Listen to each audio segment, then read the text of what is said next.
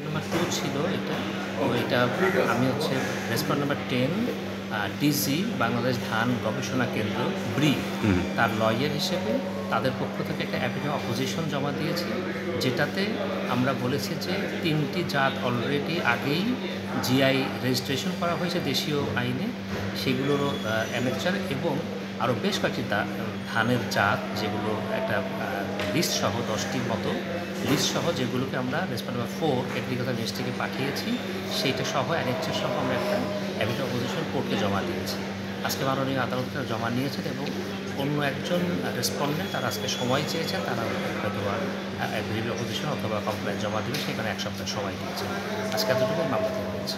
এই জাতগুলো কিসের এবং কবে হয়েছে প্রথম যে 3টা? এই 3টা, একটা হচ্ছে দিনাজপুর কাটারি ভোগ, আরেকটি হচ্ছে কালিজিরা ধান, আরেকটি শেরপুরের নামটি মধ্যে শেরপুরের একটি জাতের। আচ্ছা। অলরেডি 21 সালে এবং 17 এবং আরেকটু আগে সেগুলো আমাদের দেশীয় আইনে রেজিস্ট্রেশন করা হয়েছে, সার্টিফিকেট সহ দেওয়া আছে।